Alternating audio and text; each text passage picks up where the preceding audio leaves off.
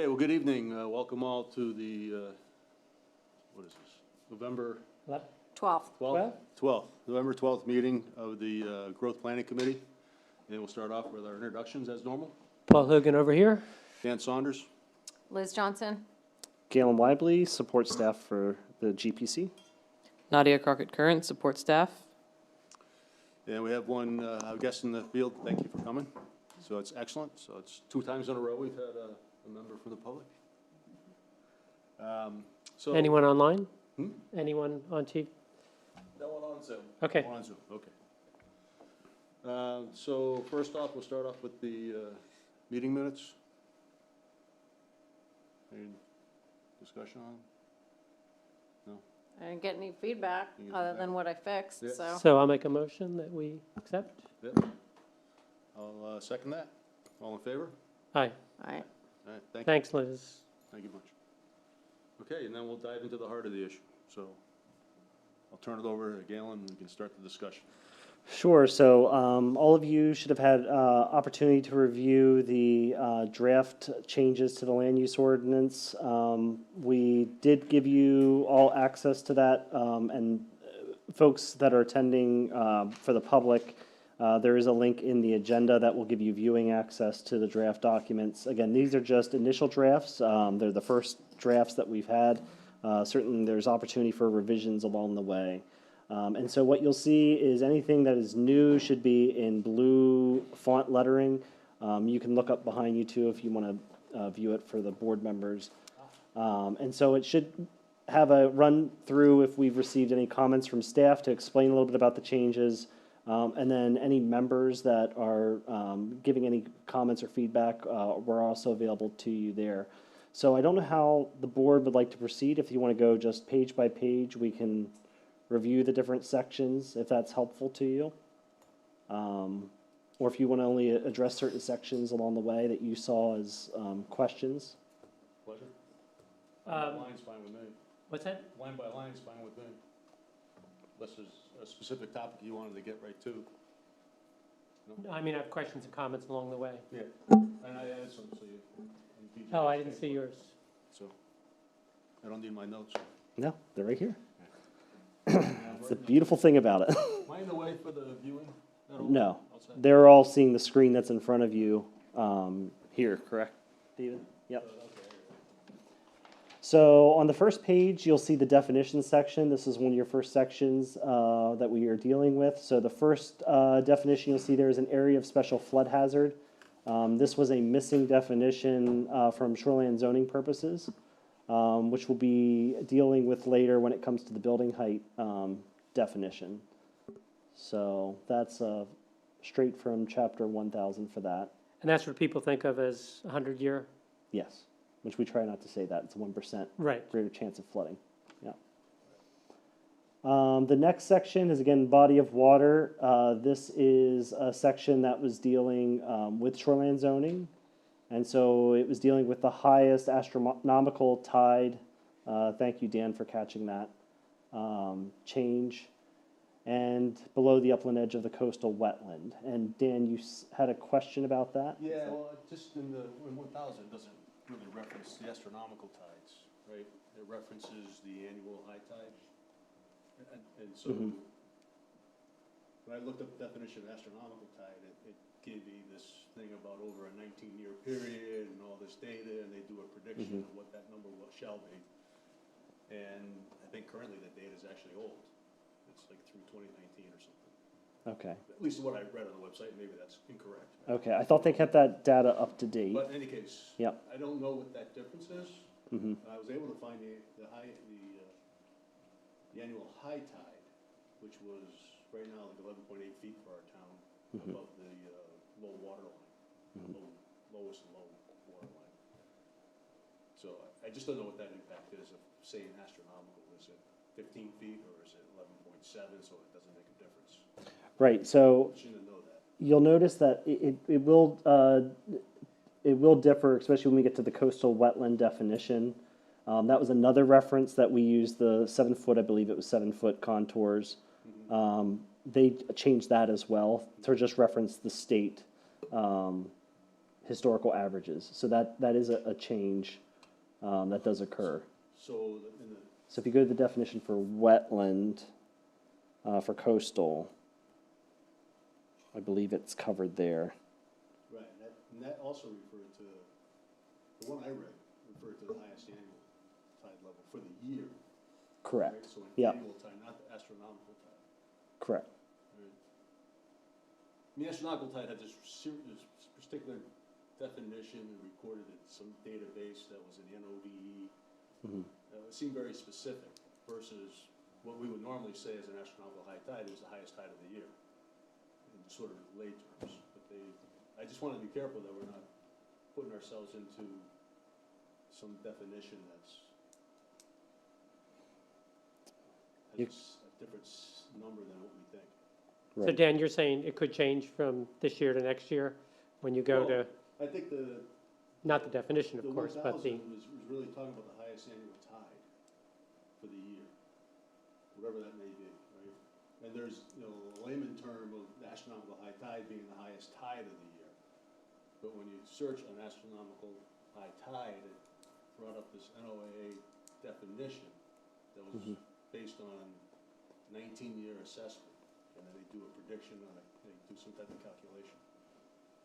And I just want to make sure that we use a term that so is this, consistent with the state standard, which the state seems to talk about annual high tide. I never came across an astronomical high tide. So let me go to the body of water definition. So the coastal, so I'm looking at chapter 1000, the coastal wetland definition does say that it is the tidal action at the highest tide level for the year in which the activity is proposed. And then if I go to the, we're looking at the tidal water. So it's the highest annual tide is what they have. so we should track that, Yep. not Yes, this? I Correct. think we want to go annual tide, so Yep. we stay consistent and not Yep, get us into this. Some developer pulls out the astronomical high tide number and it's different yep. based on the data they have. Plus or So minus doesn't matter. we should probably say the highest annual tide for Yep. the year in which, track that language, Yep. because that makes it clear.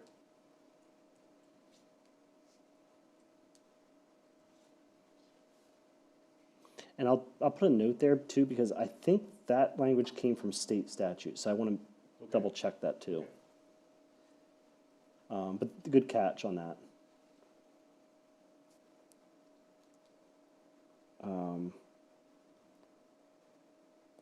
So if we go to the next section, we're looking at stream. That was the one where, again, it was the 7.5 topo map. They're recommending that we don't include that. They just say use the highest resolution available from the latest geodata set. So we're getting away from putting really a date or addition. Are those easy to? The only thing I liked Yeah. about the other one was that it was specific, talked about the 7.5-minute series Yep. topographical map, so that's the one, right? Yep. The other one, I don't know enough about the USGS website to know if they don't have different maps that would have some inconsistencies between each. Yep. So we use the main GIS service. If you look at our town GIS service, we will link, it's live linked to them directly. So the residents have access to it directly, so do contractors and developers. Okay. If there's a specific name for it, then I'd be okay with just putting a little more specificity on the actual topo maps they use, that's all. Okay. Like, in other words, this 7.5-minute series topographical maps seem pretty specific versus, again, the map you get, or the national map. I mean, I don't know what that is, and if there's a difference, then again, we can get ourselves into a situation where somebody's come in and they got a map that's different than what we're referencing. Yeah, so if you look at the definition in chapter 1000, it does not, it is that language. It's very vague. It's not, yeah. It's this language Yep, referred to the it's this language. USGS. Right. the highest resolution version of a national hydrography data set available with the United States Geological Survey on the website of the United States Geological Survey. Okay. So it's, That's good enough. okay. No questions with that one. We'll move down. Next one is building height. And so this is a state statute change. And we discussed that a little bit at our last meeting about, what that means for, the different elevation points. Is everyone pretty comfortable with that change? It's basically from the sill of the structure to the highest point of the structure if it is for an existing structure that's being elevated. If it's new structures, we would be utilizing the contour from the ground up.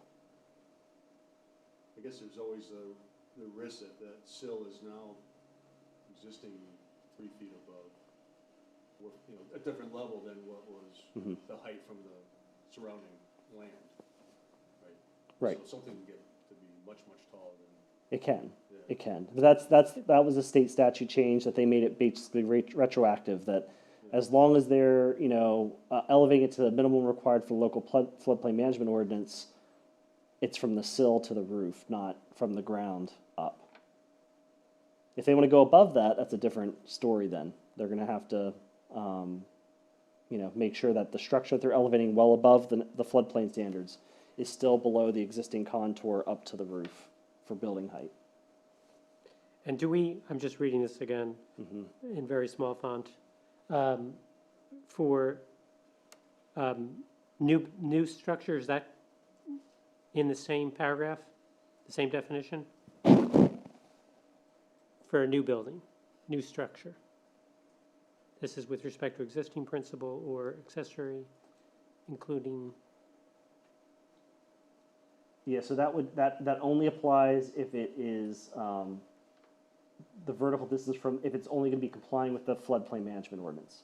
If they don't, if they decide to go taller than that, then they would fall under your original definition for building height, which is right above. Oh, okay. You'll see the building height. It's usually a 20-foot around all side of the building. Existing contoured grade. Does that make sense? I think so. Yeah, I guess the only distance would be, if they currently had a 30-foot Yeah. tall building that met the current distance, right? And then now they gotta raise it, whatever, 3 feet, 5 feet, right? And the 30 feet, there was like 2 or 3 feet to their sill. Mm-hmm. They could potentially put on the 5 feet plus the additional 3 feet to the sill. When you say they had 2 feet No, originally, let's say the house originally was, the sill plate okay, was originally 3 feet off the ground. okay, yep. On a foundation. But it's 30 feet from the roof to the existing grade. To the existing grade, right? Okay, So yep. actually the house is really 27 feet, Yep. right? So now we get to raise it because of the Yep. flood zone. I'm gonna raise it 5 feet. Mhm. What's that gonna do? If I go up 5 feet, I got the same height of the structure. So you'd I'm be- now at 35 feet to ground, but only Yep. 32 feet to the sill. 33 feet, yep, 32, 32, yep. The So, building height itself would only be 32. No, the building's 27 plus the 5 feet, so it's gonna be 32 feet. So they wouldn't be able to add on to the top and get another 3 feet. That's what I'm looking Correct, at. yep. why, if you completely reconstruct the house, Then you can go 30 feet from the sill plate, wherever you stick it. Yep, But it does have a limit. You can't just say, I'm gonna make it 10 feet tall. right, Right, it right, has to be, yep. it's a minimum over. Basically, if they came in and said, I want to do 6 feet instead of 5 feet, Yeah, and that was well above what the floodplain management allowed, we would say, no, you can't yeah, do that. okay. and what's the authority to do that? Code enforcement officer, with a building permit, they would come in, we'd say you can't do it, Yeah, 'cause I thought we had somewhere in there where you had, because you're exceeding your building height at that point.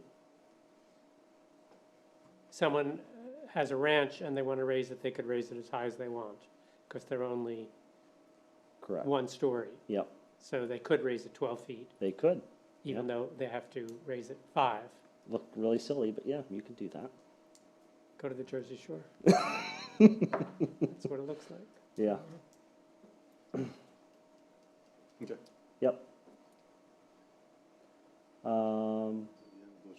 I think and again, Bureau of Forestry, I don't think there's any comment about that. That's just a missing definition. Yeah. Coastal wetland definition, or canopy, sorry, canopy has woody vegetation, that was missing. Coastal wetland, again, you'll see the annual tide, high tide. So that was corrected. Again, they used the national vertical datum. Yeah. From 29. Yep. So it was time to Probably really update relevant. that. Yeah. No questions with coastal wetland? Yeah, I had, let's just, oh, no, Not coastal. Next one. The cooking facility. Okay. I was just worried about a cooking facility, that versus commercial, and getting pulled in somehow to other requirements by sort of defining it within the residential space, especially when we have kitchen like later on. Yeah. So I'll explain the background behind that cooking facility and also the definition for dwelling unit. So I think we need to probably look at the dwelling unit section first. That way you're comfortable with that, and which we just passed it. Yep. Can I go So back? it's right below. Can I go back to coastal wetland for 1 second? On a beach, where you have grasses growing into dunes, is that part of coastal wetlands? So you have, The vegetative part of the beach, is that? yeah, if you go up, I think if you go up a little bit, that did have part of the definition about the vegetation.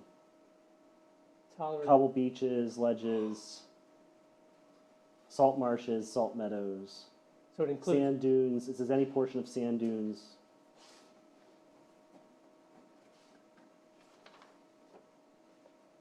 So it has the dunes. Does that answer your? yeah, if it's capable of vegetation, then it's, Yep. or if there is vegetation, then it's part of the coastal wetland, definitionally. Yep. Okay, sorry. Okay. That's good. So the dwelling unit one is a code, so it's a code issue. And so this is what past practice has been in the code office. Dwelling units are considered living facilities that have permanent cooking facilities for the premise. And so we never put this in our land use ordinance, and a lot of towns, they're running into this issue where people have a garage space and they decide I want to have a bonus space above. And they put in a full wet bar, little fridge, and then they have these designated rooms that sometimes they might put beds in. And so they try to go around what residential building code requires. So the definition for residential building code is what we copied here, which is what the town adopted and the state adopted for what a dwelling unit is considered. And so that's why you're seeing the crossed out language there. It's saying for a family providing independent living facilities, including permanent provisions for living, cooking, sleeping, bathing, and sanitary and sanitation.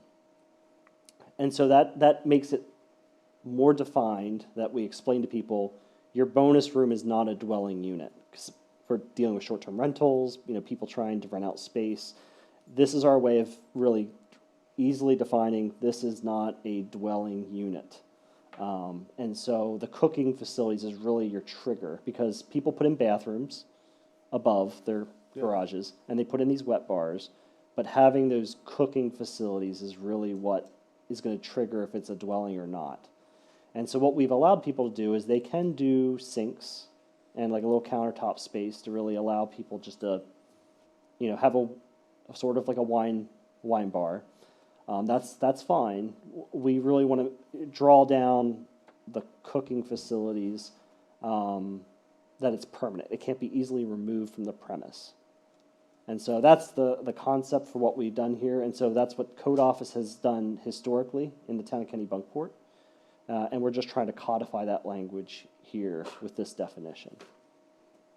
So Is there a way to define it other than, say, living together as a family? There are a lot of people who, for economic reasons, live together as a unit, and they cook together, or maybe they have shelves on a refrigerator, but they don't pretend to be a family. Yep. We shouldn't discriminate against them. So they are allowed, I believe it's up to 4 non-relatives are allowed to live with each other in the residential building code. And so that is currently allowed, but if it exceeds That's our that- building code? Yes, that's the state that we adopt, the residential IRC. That is in the IRC currently, that you're allowed 4 non-relatives living in a structure. So that is allowed. What I will share with you is you do want to sort of have some kind of language in here from a code enforcement perspective, because people will say they're family and there's 10 of them that are living. And so the IRC clearly says 4 is the limit that they can go up to. I have seen workforce housing where this was a problem Sure. in other municipalities. Sure. So you do want to sort of have that, but I think you're correct, the definition for family has expanded. And I don't know if we had a definition for family in our land use ordinance. Did we put that somewhere? We were having this discussion Years ago. years ago. You guys never addressed that? Is that? No, I thought we did. I thought we did. Okay, I'm We not, did have family somewhere in the code. okay. For some reason, I'm not seeing it in That's your, it. yeah.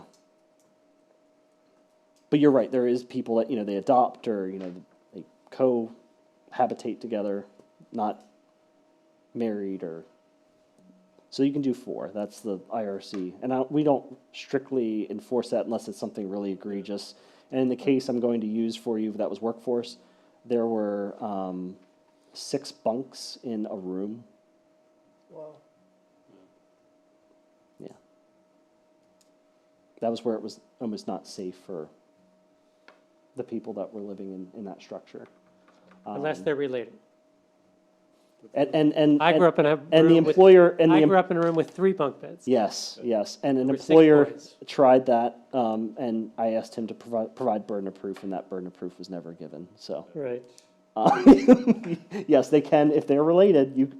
The code does clearly allow you can have 20 people living in a structure that are related. Yeah, it's a good question though. Any questions for the cooking facility that I can? So, I mean, you're comfortable that's not gonna open up some other, because it's defined as a cooking facility, that then your kitchen's gotta meet certain codes, like you gotta have, K fire protection, all that kind of stuff, that you may not need or want as a resident, right? Right. That's what I'm worried about. We were concerned about trying to really pigeonhole this down, that it makes sense. What we were really concerned with was people, we've done this for certain bonus room areas, and this is coming from we're thinking long-term, like short-term rental issues. That's where this dwelling unit plays a factor, because we have to have a clear definition for dwelling unit. And the one thing that we run into is when the code enforcement officers go out and see some of these bonus rooms, what they notice is that they leave a little bit of space in the countertop, and they left Microwave or something? let a 220 outlet, like, for an oven later. And they're like, oh, no, that's not for Yeah. That's not for anything. And so we're trying to say, no, you can't skirt the requirements. We're permitting this as a bonus room. It's just an accessory structure that you just had extra space and you want to have yoga or you want to do a gym or something. That's fine. But if you're putting cooking facilities in, that's our trigger that we're saying, no, you can't do that without having the net residential density or meeting our requirements for accessory apartment. So the permanently fixed part is really what we would like to see, the whole plug-in countertop appliances, because people will do that. That's not considered part of our definition of what a cooking facility is. You want to say not easily removed from or are permanently fixed, right? You're not doing 2 negatives, Oh, that's true. I think that's, yeah. because that's, because you could read that are not easily removed or not permanently not. fixed. Because you go negative, Right. positive, negative. Not easily removed, are permanently fixed, not include. Yep. Thank you.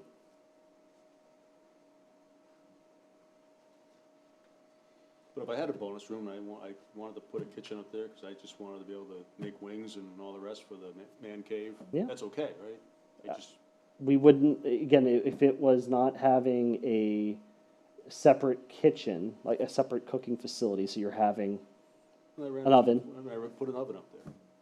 that would be. Because that's a permanent cooking facility I at that can't rent point. that out unless I get a rental permit. So if I'm That's doing- correct. So if I'm doing that, that's violating the law, but just Mhm. cooking wings is not violating the law. Correct. I got a concern with that. People, they do it very innocently, as you mentioned, and they sell the property. And because it already had a kitchen in it that was installed, then they're like, oh, it's a separate dwelling. And now we're in that area. But if you wanted to have a separate little countertop space and you want to have a plug-in toaster oven or a air fryer or something to that effect, you can do that. That's within your ways of But doing it. not a permanently Yes, can't be permanently attached. Yeah. attached oven. And you can do plug-in, they make plug-in stove plates and stuff that you can do. So there's options that you have, it's that permanent part that we get in a dicey situation with architects and designers over these bonus rooms. Yeah. And- Sure. Yep, Oh. I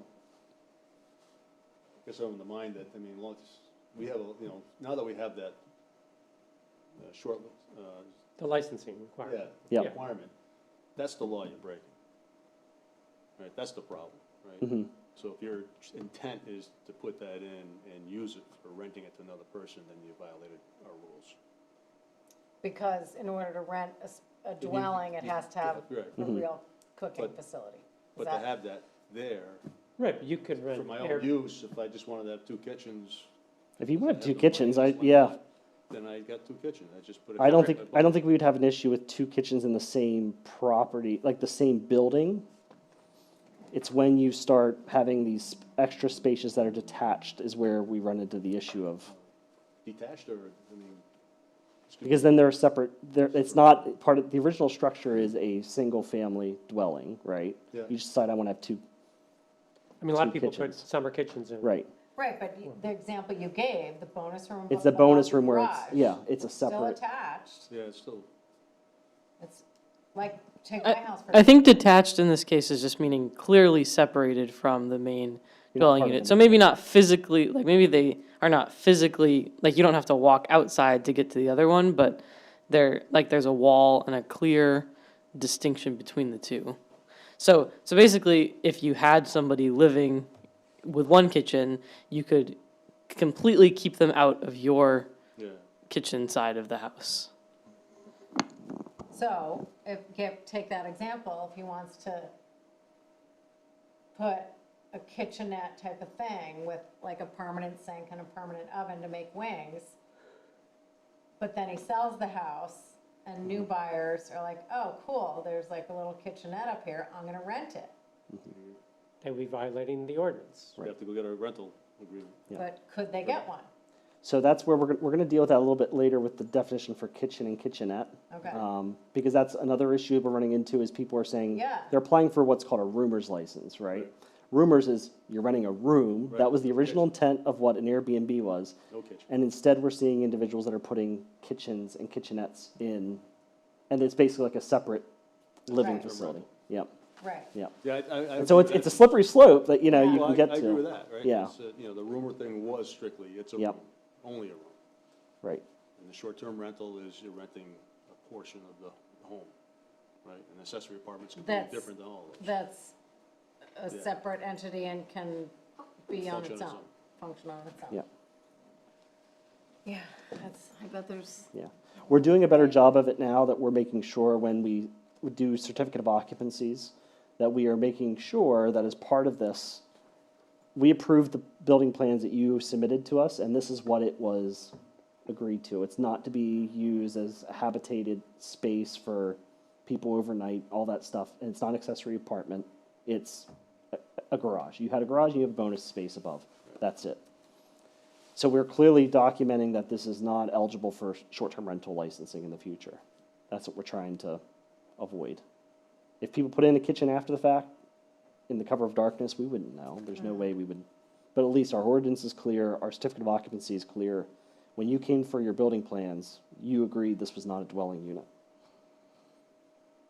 Yeah, if you wanted to add something later, then you gotta come Yeah. back for a permit. Yeah. Or they do it in the cover of darkness. Yeah. That happens. Yeah, I mean, if you're gonna put in a cooking facility, then you gotta come back and get a permit. Anyways. Yeah, absolutely. I just get worried, sometimes I get it. Yeah, You gotta write the laws for 20% that can't get along. right. This is expansion of a structure definition. And so this is again dealing with the footprint or height of a structure. This was again missing from chapter 1000. This is if we do the switch from volume and floor area to footprint. So that's again I know that was a discussion the last couple meetings about that. So I just want to make you aware that's what that section is dealing with. Did you have questions about that, Dan, from your comments?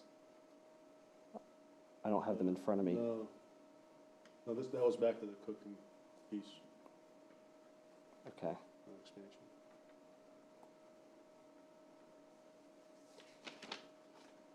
Okay. Expansion of use, again, that's the footprint of a structure. There's your footprint definition.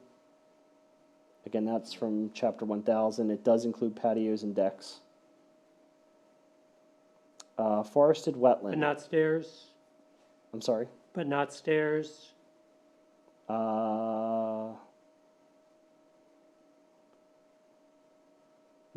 That's a good question. We dealt with this in our, you'll see later in the land use ordinance where we exempted them from setback requirements. Right, I saw that, Right.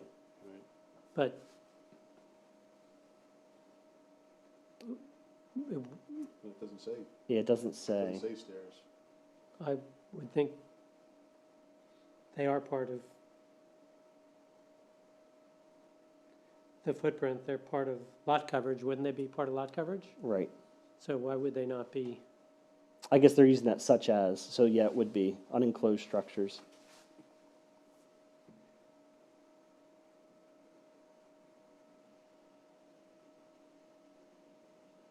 Well, That'd be a problem.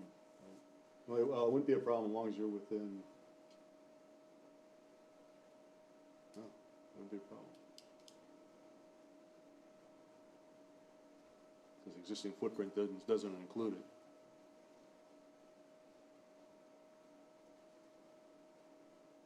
so tell me, including stairs, we're not including stairs, what's the implication for that?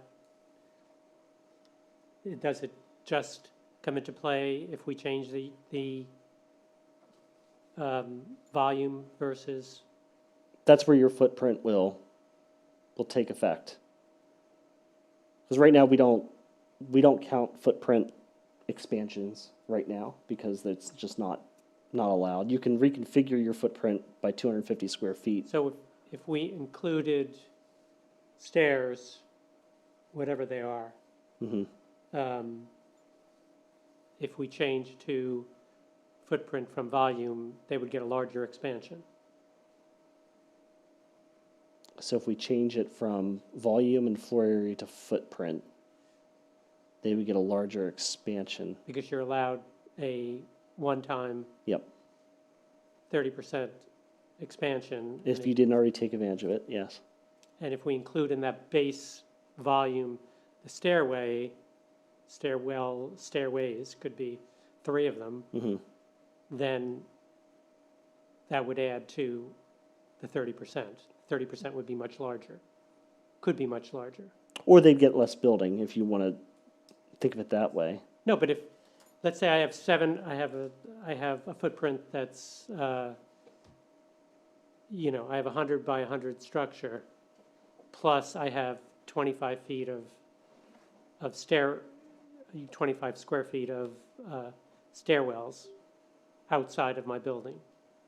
So if I'm getting a 30% expansion, it would be, I'd add as the base number, all the stairwells, so I would get a larger expansion.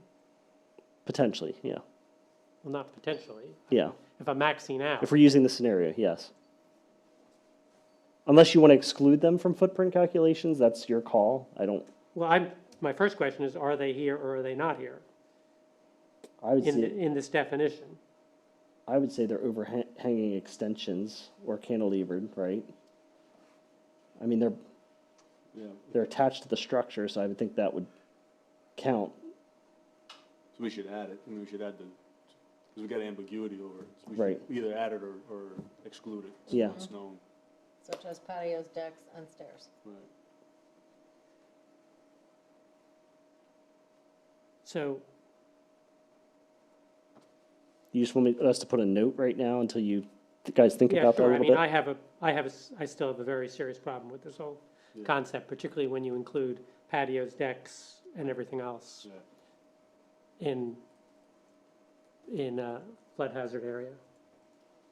I don't care if you're in the middle of woods, if you're in the shoreline zone, but if you're in a flood hazard area, and we can bring in those Legos again, Mm-hmm, put them in a little bowl of water, mm-hmm. and add volume to a little puddle, and I bet that the houses around it will get an increase as to what happens to them. Mm-hmm. But I would make the argument that your neighbor could do that right now and just pave over that area and make it just 20% lot coverage. And it would do the Well, same no, thing. it's worse if I have a structure than if I have just a parking lot. If I have a parking lot, the water's just going to fill from the ground. If I have a brand-new structure there and the water goes up 5 feet around the house, Mhm. then it's like 5 parking lots worth of 25 parking lots, the equivalent of the water volume that's displaced by the structure. So it's not the same as there's no logical way it's the same as, you know. It's still with impervious surfaces, understand, the but- water will sheet. It's I not, I understand. Right. And if you have a foot of water yep, on the ground, yep, then I can see what that displacement is. But if you have a 30-foot building and the water came up like it did at Goose Rocks this year, mm-hmm, and you put a whole bunch of new buildings in, and we had 4 feet of water, then that's not the same as a parking lot. Mm. That water is going higher on the neighbor's properties. Yeah. Talking about water coming in from the ocean versus rain. Right? Yeah, well, I mean, Because it gets displaced. the worst around. flooding was from Right. the marsh. Right. The ocean did less damage than the, Well, it's, yeah, built into the marsh and back, right? yeah. I mean, it did come, you know, ocean was bad too. Yeah. But the people who lost a lot of property were in, you know, Mm-hmm. were marsh flooding. Anyway, So think about that. I'd really like us to hopefully come to some consensus by the next meeting, especially about the footprint and your floor area volume. Just think about that. Yeah.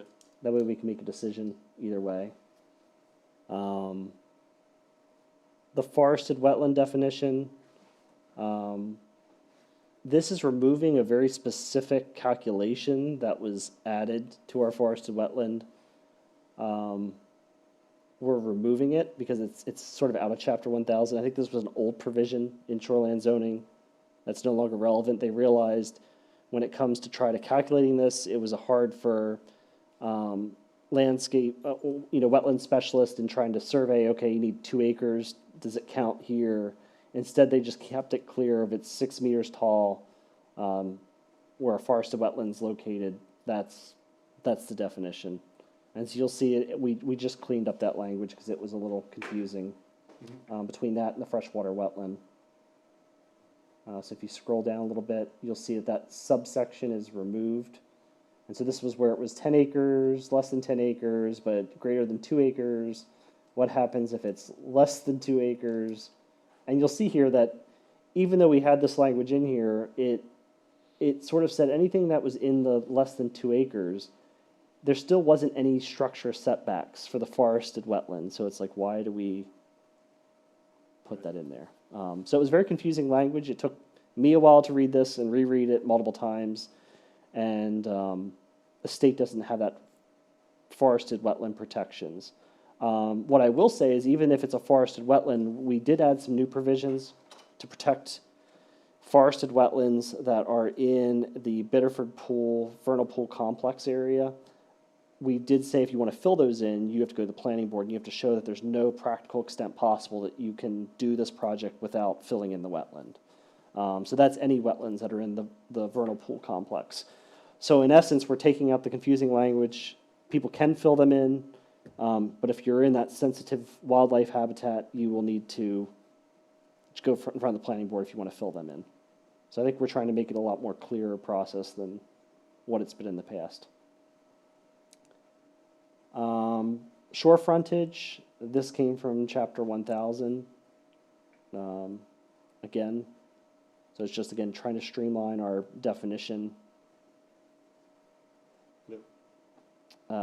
Functionally water-dependent uses. There were a few things that were excluded, and you see that were included that we didn't have in our definition for this.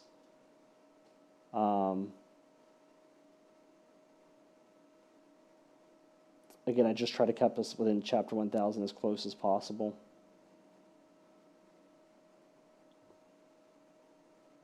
Great pond definition. We don't have any great ponds, so it's not going to hurt my feelings if we need to remove this, but I just added it that way. It's there. I don't know if Beaver Pond or one of those areas will ever be considered a great pond, but It could, yeah. I guess. Hazard tree, this is a new definition for shoreland zoning. And so this was missing, and we did sorely need it added into our definition, as it would give us guidance in helping people to replant or know what to replant in shoreland zoning for hazard trees, and you'll see one for storm damaged trees as well. I was a little confused in the Yeah. definition in the second to last sentence. Hazard trees also include those trees that pose a serious and imminent risk to bank stability. Then, is that a semicolon? Where are we? I think it's a period, isn't it? Stability. Okay, then a target in the area where personal injury or property damage could occur if tree. Yep. Is that a sentence? Is the area where personal injury or property damage could occur. A target is the area where personal injury or property damage could occur if the tree or portion of the tree fails. Yes, I think that's a that's a complete sentence. And so where is target up above? Targets are right there. It says the next sentence, targets include roads, No, driveways. previously. Strike a target, the very end of the, Where are we? Strike a target. yeah. Got it, okay. That's what I was wondering what the target was, and then I saw it in there, so. Yeah.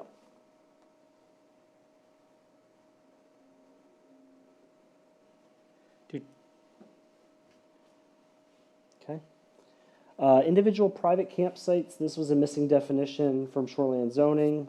I could see this as potentially something that, I'm sure that's why the state added the definition, was especially in vacation land, that we would have individuals that have interest in doing individual private campsites. So within shoreland zoning, we will have that new use that's available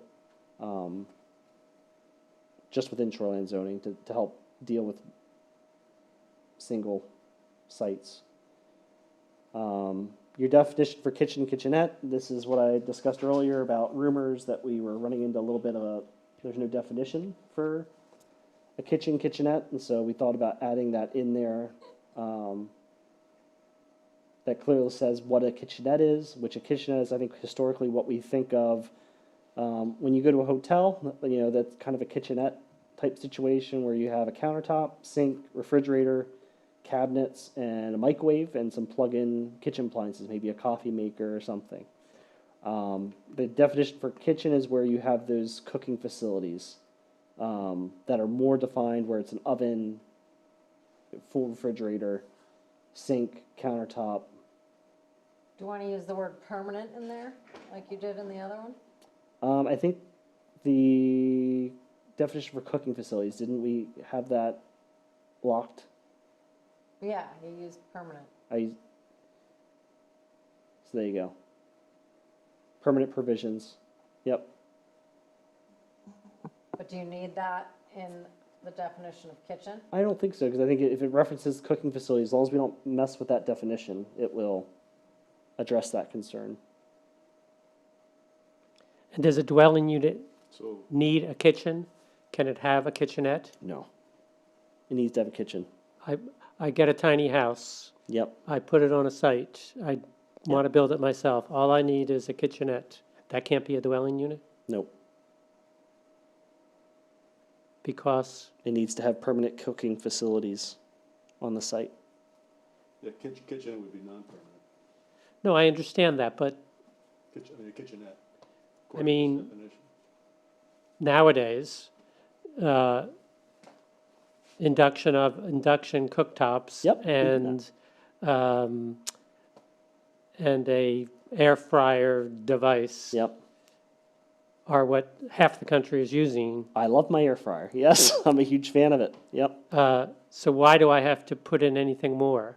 If I'm on a budget and I am building a tiny house and my plans include, this suits my lifestyle, I'm a single person living there, and I go out to eat 3 nights a week, why do I have to put in an oven? That's the IRC. That's the what? IRC. Residential code. So for people wanting to build, these accessory dwelling units that we're encouraging, Yep. it has to have an actual kitchen. They have to have some kind of permanent cooking facility. What we allow people to do, if they are more conscientious about that maybe this isn't their lifestyle, they don't need a oven, a full Yeah. oven. They can do the countertop. They have like these recessed ones that you can install into your countertop that are induction type. You can do 1 or 2 plates. It doesn't have to be Sure. big. It doesn't have to be a huge thing. Sure. The other option is they can do a mounted microwave that has the fan. The fan. I forget what they're called. What's that? The exhaust, They mount them. The range for, Well, yeah, the over the range type. yeah, You can do that. That's considered a permanent because it's hard. You can't just remove that microwave. Got it. So that's another solution, and people have done that. You can. yeah, that's easy. That's allowed. If you have. Yep. Okay, Is that fine? Does that make sense with the kitchen and kitchenette? Yep. Okay. Lot area. We exclude the upland edge of a wetland from our calculations for lot area. That was missing. And I think it says there about there's your thing about the water body, the seaward edge of the structure, such as seawall, seaward, dune vegetation. So that all gets excluded from lot area requirements. Lot coverage. So this was again, discussion we had about policy-wise, what we want to consider as part of our lot coverage calculations. Shifting from that 20% being structure-focused to impervious surface related. And so you see there that we did exclude, elevating a structure. Stairs will not count as part of your lot coverage requirements. So we made that abundantly clear. And then we did explain outside of the shoreline zoning that pervious pavers and these other types of things can be used, and they'd be excluded from the lot coverage calculations. yeah, I'm not. they're excluded 100%? Yep. If they're using the technology and it's working like it should, yep. I think outside of shoreline zone, that shouldn't be the case. For, I don't think we need to have the single lot coverage definition. We could have one for shoreline zone and the one we have today for the rest. And we discussed a bit about the idea behind it is to help with stormwater management. Yep. It doesn't necessarily do that. I mean, I could put the structure right near my setbacks and cause all types of problems for the neighbor next to me. right, and be compliant with that. So it just seems to be, I'm not sure what the benefit is. So the benefit is you're not having your lot totally covered with impervious surfaces and causing issues for your neighbors. Right, so, Yeah. but limiting it to 20% is sort of, you know, is why not 30, why not 40, why not 50, right? The idea is we want to keep stormwater on our property and manage it that way, or at least keep it the way it's always been, right? It's flowing through the property to the Yep. stream, right? And if it came from my neighbor's yard through my yard to the stream, then that's fine, that's the way it's always been. Now, if he changes it so that all his water goes through my property, then that's a problem. But the 20% doesn't really solve that, because he could build this structure. I'm thinking of places outside of, like village residential, so farm, forest, free enterprise, and the rest of those, where you have bigger lots. Yep. Right, he could build a structure closer to the setback and have all the water coming off his house rolling across our property, right? So, But it under, doesn't really solve it. under this totality of what we're looking at, he would be required to manage his water better than we did in the past. Yep. Right. And the only question is, what do you count as part of the 20%? Do you count just the structure, or you count everything that's impervious? Yep. I just don't see the need to change it without really understanding that impact. I don't know what that impact is in the town. If we automatically told everybody you had to, that, you have to include your driveway within your coverage, what's that impact? I don't know. On a lot basis, right?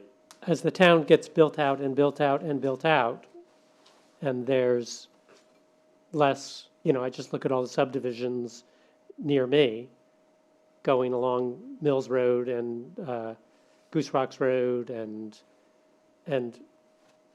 the more of that happens, the more water is coming downstream. The flooding that occurs is because of that. That contributes to it if the timing is wrong and we get astronomical high tides as all this storm stuff is coming down. So it's not immaterial in any respect. It would be better not to have another house ever built for those people who own properties below, but obviously that's not possible. So the question is, how much do you? Yeah, and all I'm saying is making it 20% is like, it's throwing a dart at the board. Is that gonna stop it? I don't know. But writing something in that says you can't change the water flow coming off the property, Yeah, regardless whether you build a 10,000 square foot house that covers 35% of the lot, or a 5,000 square foot house, or 2,000 square foot house that covers, 20%, right? Whatever the numbers are. I think you could build one or the other and still cause an impact to the water, or you could build both and not cause any impact, right? So the real issue is how do you prevent the impact? And I think this is just kind of too broad of a brush that doesn't necessarily fix the problem. It may, in some cases, but in other cases, it may just be putting undue extra cost on people, because now they got to put in an impervious, driveway. So Lift it up to add the addition they wanted, or something. I think when you look at your comprehensive plan, which it looked like there were strategies that the GPC really wanted to look at adopting low-impact design standards for the town. And part of that is, when you're doing proposed new development, making sure that you're minimizing your impact on what was already existing on the site. That's part of the strategy behind that. And so what was existing on the site before was undeveloped space. And so how do we as a town work towards that goal of shifting any new development and the cost associated, because there is a cost associated with development, on the personal responsibility of the individual, not on the community later down the road when it comes to improving stormwater infrastructure. And so having that 20%, I think it's going to serve as a planning guide moving forward for new development, not what's currently existing, because what's existing is you have the total impervious surface you've currently had, which can be accessed with all these driveways that may have gone way back at the lot. But what we need to think about is when new lots are being created, or when new development's being proposed, do we want them to plan for long driveways where that's not really adding value to the community? Or wanting them to plan this, their design, they realize, okay, I only have 20%, maybe I don't need a long driveway. Maybe I need to reconfigure it that I'm closer to, the lot area, that I can have a bigger house or have a pool or something to that effect. So I think you're making people think proactively about what their impact is and how to have a lower impact overall by having that policy change. But I'm going off the guidance document of what the comprehensive plan, what you guys wanted to address. And lid standards, part of that is counting your impervious surfaces. Speaking of swimming pools, how do swimming pools count? They count as lot coverage. Their structure. Their structures? Yes, they are. Yep. In all zones. Yes. I mean, I hear what you're saying, Yeah. but it still doesn't change. Well, Yeah. my thought is that it's a very broad brush that is trying to fix a problem, but not necessarily will, versus having the requirement that you gotta show that you're not going to change the water flow in such a way that you're putting it onto other people's properties, that you're maintaining it as it has been in its natural state. Since your home was built, or since this, if it's a brand-new lot, since the lot was, existed, right? So if I cover 20% or 30% or 40%, and I don't change that, then should be fine with the town. So I'm not impacting my neighbors and necessarily impacting the town. The onus would then be on the, obviously on the owner to be able to demonstrate that, right? But I just don't want to handicap them, and more so, I'm thinking not so much the new construction, but existing constructions, existing homes, people that are here today who want to do things, and all of a sudden now I can't do that. I'm gonna have to add another 10,000 to your project because you got to rip the driveway up and put in impervious pavers in order to gain the extra 1,000 feet you needed to whatever addition, whatever you wanted to do to the property.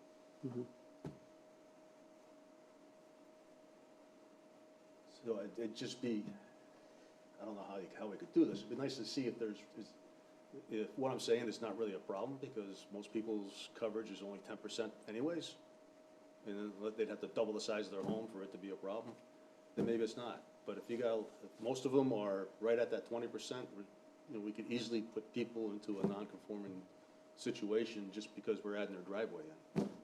I mean, it's probably in certain zones, everybody's probably at 20% or more for existing houses. Especially in more urban areas. Right, That take are the village, beach, they would be more developed. Cape Porpoise, Yeah. the village, all of those areas, everybody probably exceeds 20% because they predated the requirements. Yeah. I think where this provision will play more to your point, Dan, that you were mentioning is if you think about the rural residential area, which if you look at the growth permits, we maxed out on issuing the growth permits and they're in the rural zone. They're not in the growth area like they should. That's where a lot of developments and the subdivisions are occurring. It's in the more marginal land that was not great to develop before, and it's more environmentally sensitive. And so that's part of the problem that we're having now is we're starting to see more development in those marginal areas where runoff will occur, and it's going to go downhill to where the current existing population. And where the cheapest lot is now $450,000. And Right. if you look at Liz, did you have any thoughts on that? is there a way, I just had a question. Yep. Is there a way to make this apply to new construction only and not to houses to, That would be difficult, I I think. thought so, Yeah. but I thought I'd ask Yeah, to see if Dan Why? would be happy. yeah. Why? You gotta be consistent. You have to be consistent. Yeah, but like, Meant to be considered new construction anyways if you're adding on to your home, right? If you're putting on an addition, Yeah. you're taking up more foot space. but then you gotta make your driveway, gotta rip out your paved driveway, Right. put in something Right. that can absorb water. It's grandfather clause. Yeah. Happens all the time. So why not? We still give the same standards for those lots currently. So like, use the case in point in shoreline zoning, down at Goose Rocks Beach, they're well over 20%. Yeah, We ask them, what's your number? And they give us 38%. Okay, well, make sure your new development stays under that 38%. Yeah, they can't go more, they can't go. Yeah, more I can't say to non- them, oh yeah, make it more non-conforming at 40%. I can't say to them, also you have to get rid of everything and go back to 20%. In some, Right, no, no, no, in I some know. cases, Yeah. we're gonna make everybody more non-conforming, Right. just by this, passing this, right? All the resident, words, you can't make yourself more non-conforming, but the town's going to. I will say this is a strange definition that you all use lot coverage as just structures. For me, other towns, they use all impervious, because it's coverage, you're covering it with Right. the lot. with It's not anything Right. unnatural. correct. Yeah. For me, this is a very Why strange, don't we use that? that's what That's what, I'm trying to That's what propose. he's what he's I proposing. know. and it's what And one member Most of the board's other- against it, but the rest is for. I mean, I'm just one member, just one vote. I'm just giving my concerns. Yeah, Is for existing, I'm thinking more of existing residential properties who folks Right. with plans to do stuff, how that could impact them. I mean, they might not be able to put on an addition? right, that could happen. Too bad. Yeah. Go buy a different house. There might be a lot of folks in this town that can't do that. so Right. the other thing to consider is, when we get to that section, you'll see it says 246.2. That is your stormwater standards, and so that section there, you can play with that to say, like I mentioned about the bone, like we're not counting pervious pavers and concrete as towards lot coverage. You can look at ways, if that's what your concern is, Dan, that you're saying, Want to okay, well, provide opportunities, because what we're trying to do here is keep stormwater on property. correct. Right. Right? Yep. So Right. if you can do that and have lot coverage of 25%, then I'm okay with it. So we might get to that point, Yeah. that it might That's why be, I'm just hard, but making that broad brush, everything's gotta be 20%. There's gotta be an out. Without having to spend more money to rip stuff up and change to order, meet this when I could do something completely different as part of that construction, right? Whether it's some type of dry well, or something that the water channel into where it's supposed to go. And not on my property, not on my neighbor's property. Believe me. We pump enough basements, we try not to get onto neighbor's property, it's tough. I mean, I would see that flexibility being good on existing construction. I would think it would be a bad thing for new construction. I would think a 20% mhm. Yeah, is 20%. yeah. And, it would prevent drainage and eyesores. Yeah. I can name a few in my neighborhood that have just done this, asphalted the entire front of the house.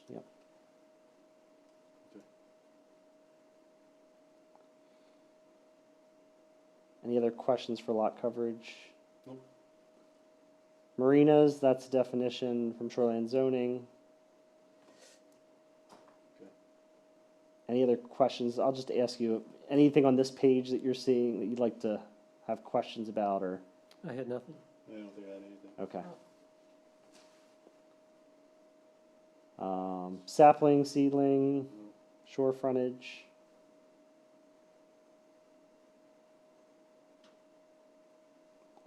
Shoreline zoning, that's dealing with the 1% FEMA flood hazard, That's storm right from the damaged trees. 1,000, isn't it? Yes. Yeah. Structure, that was chapter 1000. They added a lot more language, especially about temporary, permanent, anything constructed on the ground. Then they have these weird things about service drops and Right. poles and wires. So that is all chapter 1000. Yeah, but that's all shoreline zone, though. Yes, But the structure definition isn't specific to shoreline Correct. zone. So, I guess same comment. I don't want, if you gotta have specific things for shoreline zone, that's fine. well, we would still count decks, patios, anything that's really fixed to the ground, but we allow them not to meet setback requirements if it's, and you'll see that in your, I don't know why that section's not showing. It says not all require, it says, the last sentence there, not all structures are subject. It says C, and I don't know where it is supposed to be referencing a our section on, structure setbacks for townwide standards. And normally, again, I will say poles, they do come into the town, to let us know. Okay. Can I- The fences don't count. As long as Fences they're don't not, count. yep. As long as it's not a split fence over 7.5 What's a feet. fence? Fence is, Stone wall? Is it stone wall? no, fence? it's not, nope.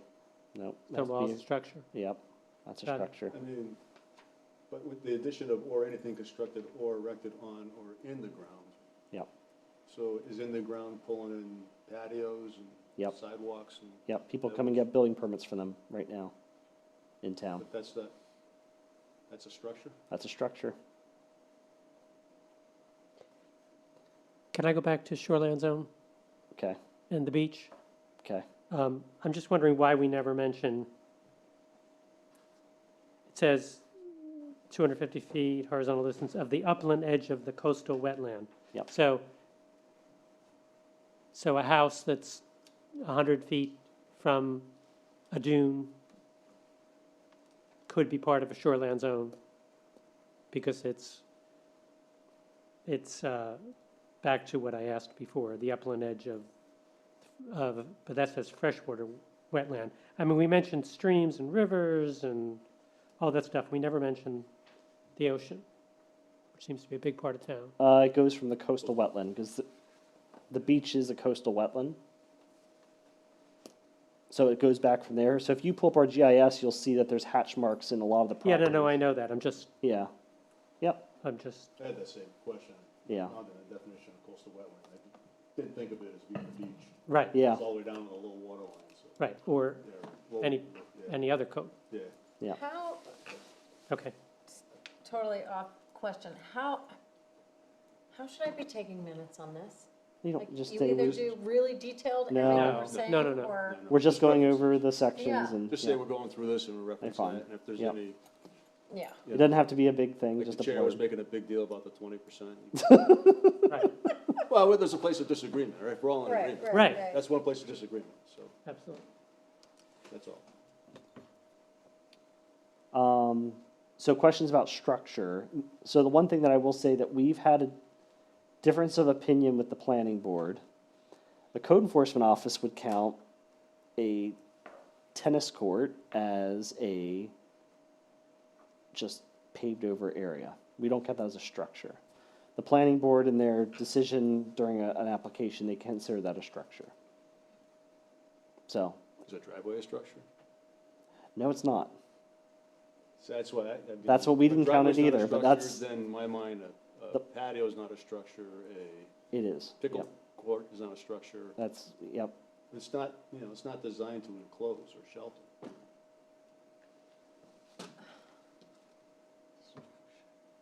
So wait, I guess wait, you could wait, Yeah, say that patios. again?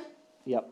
They said a tennis court They said tennis court is a structure. is a structure. Yep.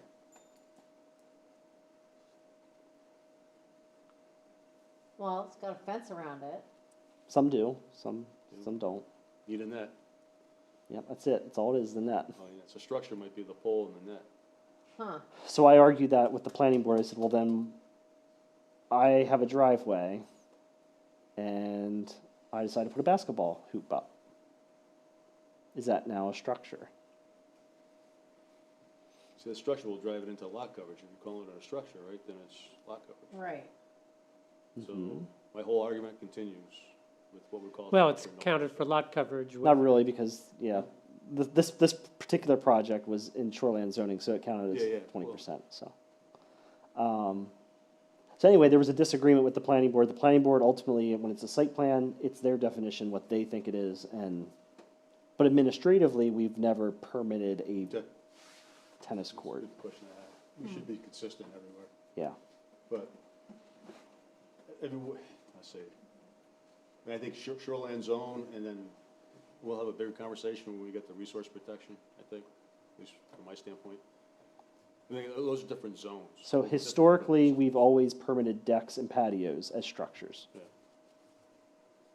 For this town, we've always done that, so that's not changing. Even if it's in shoreline or outside, that we've always permitted those as structures.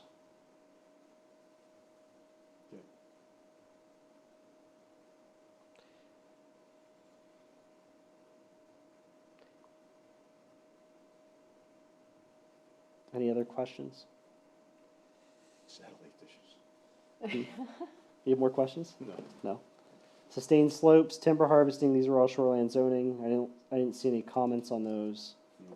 Oh, back to structures, I'm sorry. How about generators? What are they? So they're considered a structure, but it's less than the requirement, so they can be right onto the setback. They are exempt from the setback requirements. Does that make sense? Because Yeah. the pad itself is a structure. Yeah, it Yep. should be a concrete pad. Yep. Which looks like a driveway, except it's not. I know. And is there, I'm trying to get us to that point of 20% lot coverage. Yeah. And just making it. no, then all Yeah. this would disappear. It would all make sense. Right, it would all make sense. Yes. Is there anything that requires, I know you can't put a generator too close to your house. Or, you can't put it close to a propane tank. The propane tank has to be away from the house. Yeah. But I guess, like, if I have the space to put it and respect the setbacks, am I still allowed to blast my neighbor and put it on the property line, which I think I've seen happening? Because I don't want the noise or the smell, but I don't give about my neighbor. Yeah. So can we correct that so that it's only allowed in a setback if it's not practicable within the envelope? We'd have to look at that land use ordinance section because there's other things that are listed in that criteria Okay, that are also exempt, such as mailboxes and things, which I don't think we would require the same type of, to practical extent. So that's just something to think about if we want to look at that section, how we'd want to. I mean, generators Seems are reasonable. exploding, Yeah, we should look at that. You're right, Yeah. they are exploding. thanks to CMP, who must have stock in.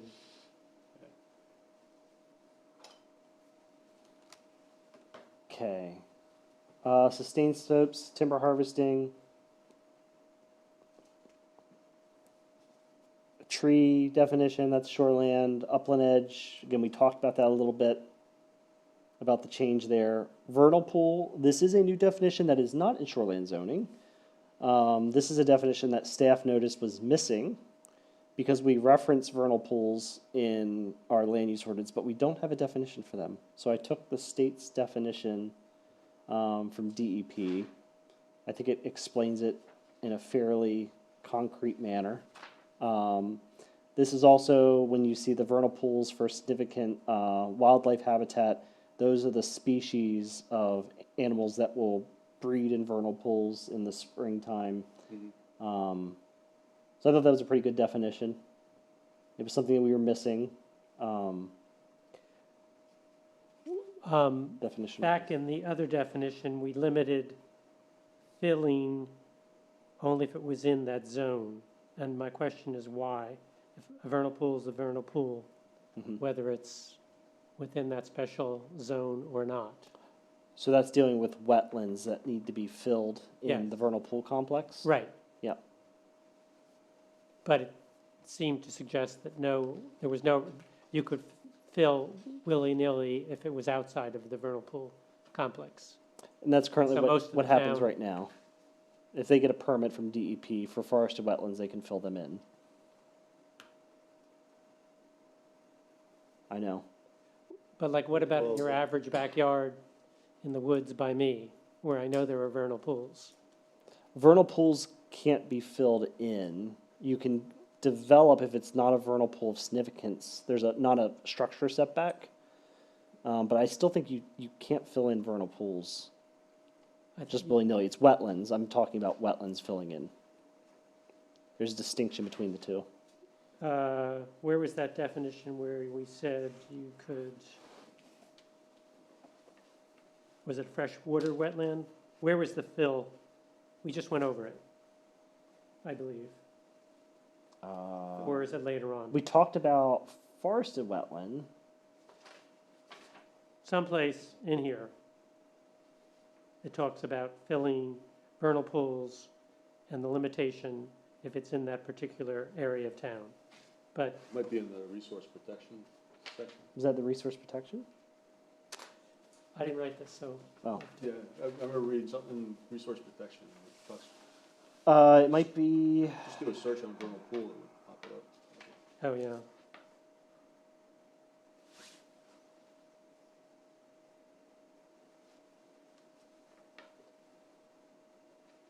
But I guess my question is, if the vernal pool is located in my neighborhood, which is not in the, Resource protection. The res- I mean, no, the Biddeford complex. the Biddeford complex, then I can do whatever I want to it. There's no limitation. Unless it's been identified as a, vernal pool of significance? vernal pool of significance by the state, a significant habitat. Not all vernal pools are a significant habitat. So it's under 6.21 is your protection of wildlife habitat. Okay, so we can wait till we get there. Because then you have filling in of wetlands in the vernal pool complex. That's what I Shoreline was thinking zone, about. resource protection areas shall require approval by the planning board. The applicant shall demonstrate to the planning board that no reasonable alternatives exist for the proposed development before granting approval for the permit. So it's wetlands in the vernal pool complex. Right, Currently, right now, there is no, there's no review process outside of code enforcement officers. If someone wants to fill in a wetland, especially a forested wetland, because that's common, we actually had a couple of projects that were around this vicinity that had that, and the code enforcement officer saw Maine DEP approved it, Army Corps didn't have an issue with it, it was filled in. There was no local review process to say, could you have done this development differently to protect Right. this resource? So yes, to answer your question, outside the Biddeford vernal pool complex, we wouldn't be focusing our efforts on protecting those wetlands. We'd be focusing on where that critical habitat is that we want to protect per our comp plan. we like some salamanders, but not others. So, Oh, that makes perfect sense to me. well, Well, the wetlands are protected outside of the vernal pool complex, though, right? Freshwater wetlands. freshwater wetlands they're considered significant, so it's more of the forested wetlands that we're gonna run into an issue with. And those forested wetlands, there's a lot of them, and especially in the rural part of our area, which is in the vernal pool complex, they would then be protected. Which I think is where the critical wildlife habitat is, that's not seeing a lot of development that we need to protect. When you have more of the developed areas in town that's mostly on the coast, those are usually protected because they're coastal wetlands at that point by Maine DEP. I don't see them filling in coastal wetlands that I'm familiar with. It's more the forested wetlands that are associated, which aren't Okay, that frequent, but, And vernal pools they could be very small. yep, yeah, I mean, yeah. Walk through the woods, size you of a s- chair, right? yep. So, there are many of those. And we're also a little bit more restrictive in our protection, so I'm including vernal pools as proposal here as part of your resource protection district. That's not a requirement from the state. I think it's just something important that we value these vernal pools and that they should be, considered when looking at a project. Yeah. Okay, those were the definitions. Yeah, that's where we have to have a discussion, because I have concerns with that. I think the which, resource protection. Okay. Resource protection. Well, that's where we're at right now. Yeah, so- right. I mean, that's what I was kind of waiting, but. Good segue. that's where we're headed. That's So what- if we go down here, you'll see that I just had the stream protection overlay district. Right. And then we also mentioned the vernal pool. But in This is the 1,000. Yep. Resource protected district, how they term it, right? Yep, Is within the shoreline district. correct. So it's something that, in Subset. addition to doing all these things in shoreline zone, you also have to do this. Yep. Because it has an impact on wildlife. In a more Now, restrictive we're area. taking that and we're gonna put it across 60% of the town. Right, when you bring in that Biddeford, Kennebunk, vernal complex, it's a huge swath through the town. In addition to the other items that we had already added, in addition to shoreline zone. So So- I think you're gonna need 2 planning boards. No, let me rephrase that. So It's only applying, if you read that subsection I, it's only applying to vernal pools Right.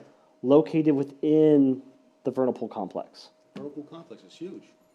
It's a big area, but there's not that many vernal pools. The vernal pools themselves are not large spaces. So each vernal pool is its own little resource protection. Right. And Right. how do we identify that? That's up to the surveyor. When they map out the properties for development, they're gonna say this is a vernal pool or it's not.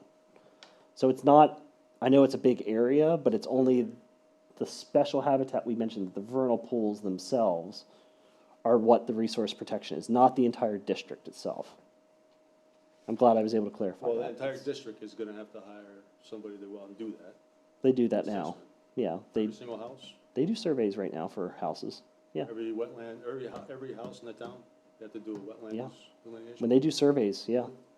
If they know there's wetlands on the property, they will survey, because you need the net residential area, and we reduce any Well, they survey, wetlands. I understand they survey. Right. But having a wetland specialist come out and identify, that's different, right? That's in addition to a survey. Some of them, I mean, the one that I know is Logan, he's the one that does a lot of the wetland surveys, and I have a lot of surveys from that company, Okay. from people in town. Because it is, again, they're starting to get into the sensitive areas Yeah, of town it's- where it's an issue. So to answer your question, Dan, about the vernal pool, adding that to the criteria, because that shoreline zoning allows you to include other wildlife habitat, and I said, okay, well, this is something that was in our comp plan. We value vernal pools. We're just counting them as part of the resource protection. And I didn't put a buffer or anything, like, it has to be, it's just, the vernal pools themselves are resource protection. Should vernal pools be capitalized, since you defined it? I don't think so, no. It's not a defined term. It's a defined term, but I don't think we have to capitalize, This, yeah. just like we don't capitalize coastal wetlands throughout the entire document. Cooking I think we're facilities, fine. all that. Stream, freshwater, coastal wetlands, Yeah. all those are defined. Okay, as we get more into the details, because I want to think about that in that resource protection area if you're a homeowner, right? What are the new things that I would have to go through if I want to do something with either my vacant land or add an addition, all that?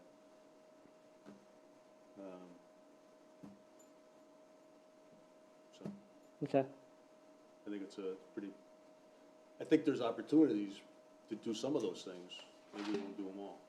In other words, I started as I was reading through this and the changes we're making, I saw this resource protection area getting bigger and bigger and therefore requiring more and more requirements on the homeowner and also, in some cases, on the planning board and others within the town for approvals and so forth.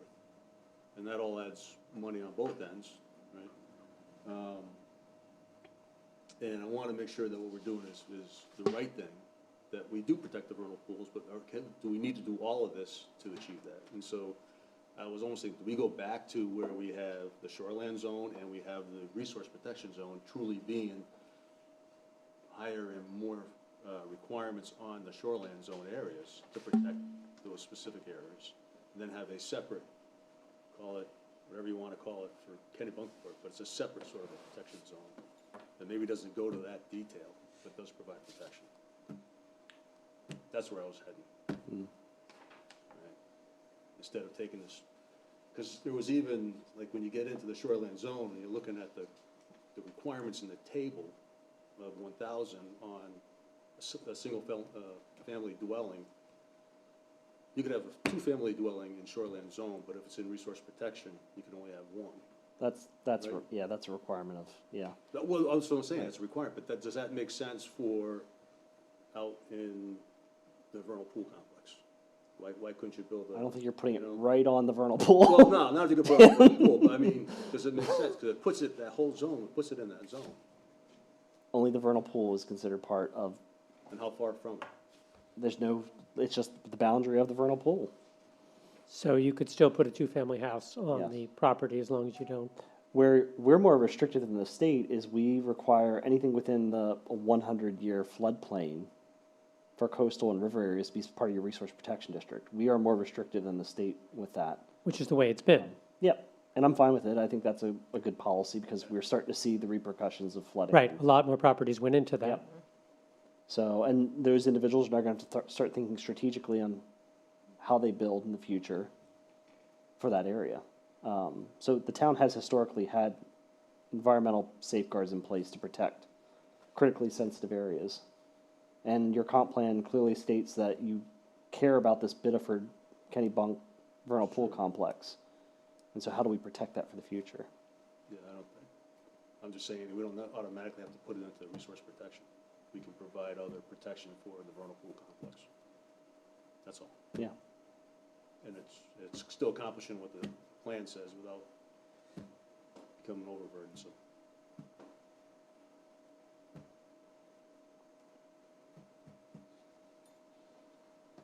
So what's the Because difference? the other thing we're trying to do is build affordable housing, right, which is absolutely ridiculous. And we to shouldn't be do in putting- Kennebunkport. And we shouldn't be putting them in critically environmentally sensitive areas, right?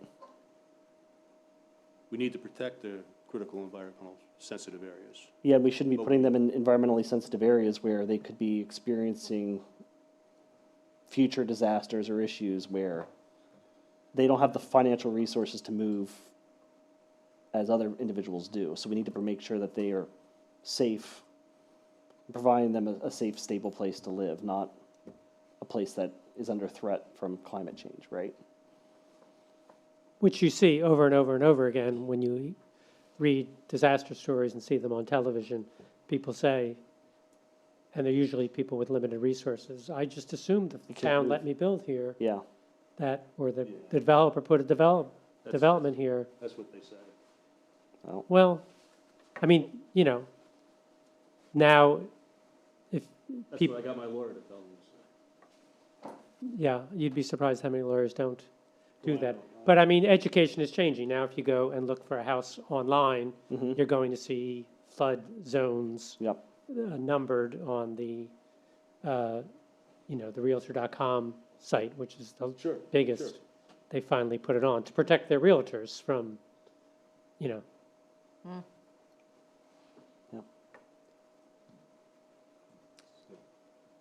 I don't disagree we need to do those protections. I'm just saying, every time you're protecting those, you're increasing the cost for housing.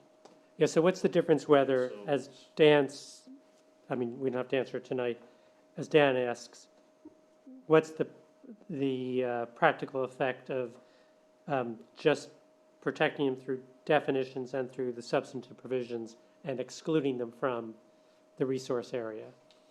right. So what I was looking at here was how do we protect vernal pools regardless of if they're significant or not significant as a critical habitat area? And so part of that was putting that in your resource protection area because that is a area where it's resource protection. You're protecting vital resources in the community that you feel that the town values. The other section that deals with 6.2, that deals with wetlands in the vernal pool complex, that's part of the comprehensive plan strategy to protect the Biddeford vernal pool complex area from increased development. And so that was our strategy to address that, was put it in there for wetlands. So not put wetlands So, in the vernal pool complex as part Right. of the resource protection. I'm trying to balance the approach. sure, that's helpful. Yep. So by putting it by adding it to the definition of the zone, how can you just fill it then? Which is what you've answered. I don't believe you can fill in vernal pools, even if they're not significant. I don't think they can be filled in.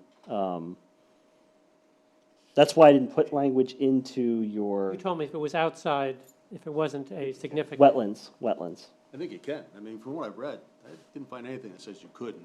And I For saw vernal them, pools? yeah, and I saw them talking about you should educate your town residents on the benefit of all them, to encourage them not to do different things. I mean, I wouldn't think you would say that unless you said you should encourage them, that here's the rule, and you can't fill them in. So I think it's only the significant ones that are legally protected I know they have the By the the state. building, by the state. right. They have the building they have a prohibit, yeah, I can't speak. Prohibitive, Yes. They're prohibited from being built upon within yeah. a 250-foot buffer. If So it's that, a significant correct, vernal pool. We correct, got one identified in the town. right. But I'll have to talk to, Yeah, I should check, because. and see if they are, because I don't know, I just don't think that, Because the other thing that we talked about this many years ago when we were talking about vernal pools, when that first came up, was, that's why people will go out during the summer, right? Because there's no vernal pool. You can't tell. right. It's all, right? Because it generally will dry out. And that's when they get filled in. I didn't see it, right? So, it's a tough situation, because you're dealing with very little. Yeah, here I think we have a lot more forested vernal pool areas. Oh, for sure, for sure. You can see the indentation, and Sure. there's a clearing, and And some are, Yeah. are things that were man-made years ago, right? That, Sure, quarrying, yeah, Yeah. and now they're, now the vernal pools, yep. anything.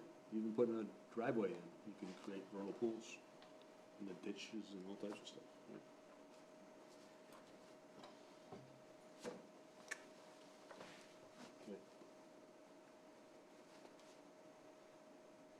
okay, stream protection, that's a missing district from our community. I think what we've done in the past is we've just lumped Yeah, that was my stream comment. protection with shoreline zoning. And so there's they just had the 75-foot buffer from the stream itself as part of shoreline zoning. Yeah, that was my comments. I thought it was Yeah. already covered. It kind of is. Yeah. It's just, do we want to separate it out or not? That's the, So are there conflicting requirements? Or No. they're consistent? no, it's just, Because now I could be in 3 zones which I've never, so I could think be in of, shoreland resource protection and now stream, what'd you call this? Stream so in shoreline zoning is the broad brush term that's used. And some of your categories they lump them together where you see that the 250 from the high water mark, that's a common one that you hear about. There's that blue area on our map, Sure. that's the shoreline zoning. And so what the shoreline zoning ordinance allows you to do is you can include different districts. So there is a limited commercial district, there is a, In a shoreland zone? a resource protection district. There is the General Development District 1, there's a General Development District 2, and there's your Stream Protection District. They're just districts that are part of the shoreline zoning. Think of them as little subset zones of your shoreline zoning, if that makes sense. That are part of state statute, and we've not had this Yep. sub-district designation. Yeah. And so we've done sort of the sub-districts. We've done General Development District for Dock Square Right. and the River Zone. We said those are general development districts. We haven't added the general development standards in our shoreline zoning, which we need to add. But the question I have is, do we want to do the stream protection overlay district, which is the same? You're basically just breaking it out, making it a little bit easier for people to understand, like, this is the area now that's the stream protection district, not just shoreline zoning in general. That's it. And we can add different other districts if you want in the future. We can add limited commercial and all these other districts, but I think in hindsight, I think what we wish we had done was done the shoreline district with its more rigorous protections in a resource protective district. And then certainly you could have your stream protection overlay and have that be, this is what was required by the state. And then whatever else we wanted a little bit additional within that whole shoreline zone area. Then outside of shoreline zone, you have a different overlay with different requirements. Because the other piece I'm a bit worried about is everything that we call resource protected, does that need to meet the requirements of the resource protective district in 1,000? Is that what we're saying when we say that? And so it's like we're taking that state requirement and we're sticking in more areas of our town than what it was originally designed for. And it allows you to do that. Of course, you can always do that. Yep. The feds allow you to do that. You can always make something more restrictive. mhm. But is that what we want to do when we're competing? We have all these other competing GPC strategies. which the biggest one we talk about, of course, is affordable housing. That doesn't help that, that hurts affordable housing. So, you know, That's the place I'm trying to, how do we go through the line there? mhm. And I'm concerned that the Resource Protection District is not the right tool, because it will bring all the apparatus of the state's requirements on top of it. And maybe there's something we can do that protects the vernal pools, protects these other areas that we feel are important to protect, and we say we want to protect in our GPC, but not use that resource protective piece. That's what I'm trying to get to. And I don't know the answer to that, but that's what I'm worried about. It's a pretty powerful tool when you start adding in all those requirements, right? It's more restrictive than the shoreline zone itself, in the state law. Mhm. By intent, by design. And that's By part of design, home but rule. that's because it was supposed to be Yeah. the high value Sure. places within the Within the shoreline shoreline zone, zone. which was already being protected from your normal Right. ordinances. That's what I'm worried about. Yeah, no, I understand.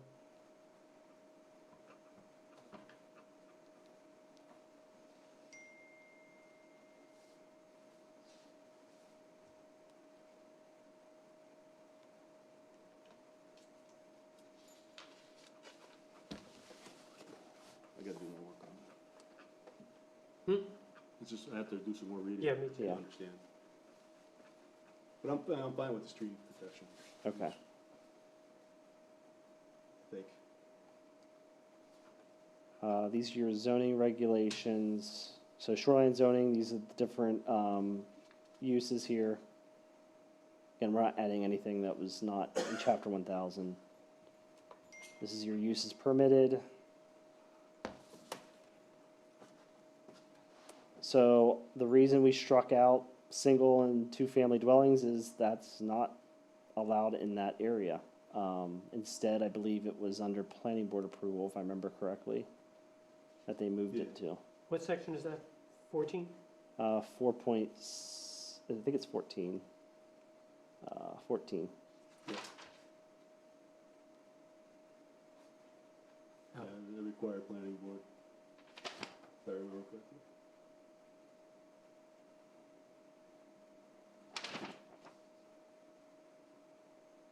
Yeah.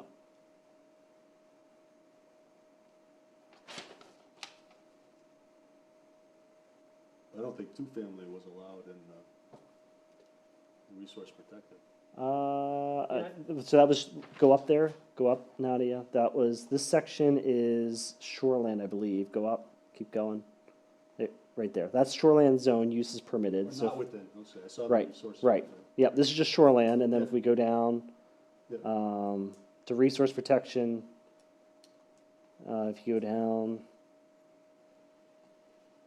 you'll see that the single family is allowed, but not two-family. Yep. And there's your lot standards, and so I did have to clarify this because there was confusion by the public about uses in our use table. And so I want to make this abundantly clear that this section is referring to shoreland lot standards. It does not apply to just the town. People were getting very confused about that. They said, how many uses can I have on my property? And they cite our current table and they cite this standard, which this standard comes from shoreland zoning. So I wanted to say, this standard only applies to shoreland zoning. So this came up about, well, I need 40,000 square feet per use. And I'm like, there's some uses here where I'm like, this is not applicable at all. I understand from a shoreline zoning perspective, but from a planning perspective, why do we care how many uses a person has on their property if they're limited factors such as lot coverage, their parking standards, we have other safeguards in place to protect the health, safety, and welfare of the community. And so there was just some language there where I'm like, it just logically didn't make sense of, okay, so we're requiring someone to have 40,000 square feet for a farm stand, 40,000 for their single family, 40,000 for agriculture. Like, that's just not, so we're clarifying it. It's just shoreland zoning is where that use requirement applies.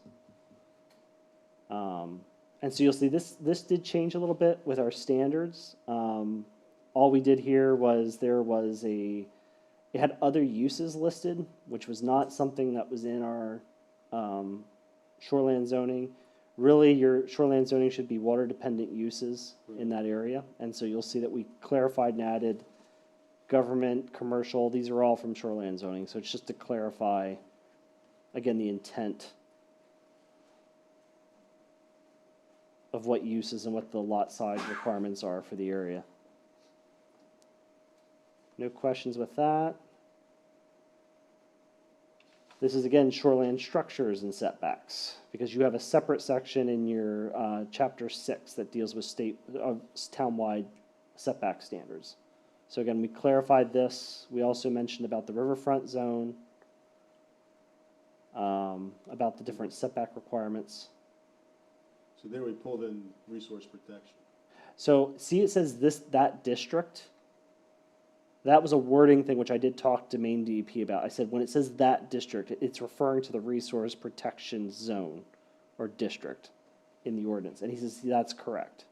So I was clarifying that because it just says in that district, which is, Confusing. it's confusing and it's not clear to people. What does it refer to by that district?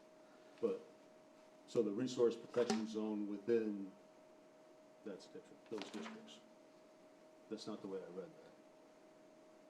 So it's saying specifically allowed within that district, which it was referring to the resource protection district. See, it says up above the first sentence, in areas zoned resource protection, the setback requirement shall be 250 feet horizontal distance except for structures, roads, parking spaces, and other regulated objects specifically allowed in that district, which is, what's that district? And so that district is resource protection zone. So we're clarifying that. Within For the that dock sentence. square riverfront zones. Sorry? Within the overlay of the, Within the resource protection district. You see the first sentence? It says in areas zoned resource protection, right, so anywhere in the town. Or where it's only- resource protection. That's the overlay, the whole overlay that overlies the whole town. Your Resource protection is an zone. overlay And the overlay that goes over the whole town, over all the different, that meet the zones. criteria. Yeah. Yep. or is it specific to those areas identified as resource protection within Dock Square and Riverfront? So this is all dealing with structures. So if you go up a little bit, Yeah, please. it says all structures in shoreline zone shall be 75 feet of the horizontal distance, and explains what it requires, except in Dock Square and Riverfront zone, which is a general development district, which would be 25. And then in area zone resource protection, that's a separate group, because that's outside of Okay. general development Then- and outside of shoreline. You But need the- to, Okay, now you're Yep. saying what I thought it was, way it was reading. Yep. Okay, so I have a problem with that, and it shouldn't be within the shoreline structures and setbacks, because it's a different zone. correct. So we either should strike the whole sentence or target that for those resource protection areas that are zoned within the shoreline zone.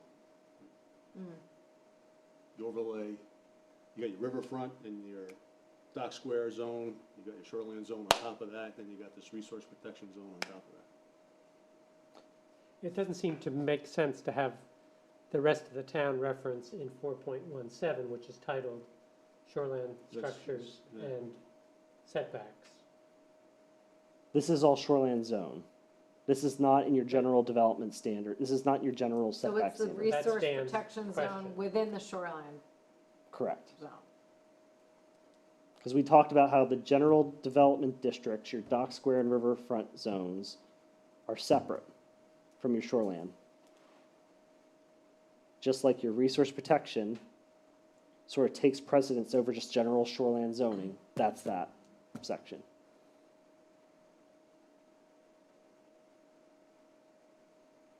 If it's easy to think about, think of your shoreline zone as your stream overlay district.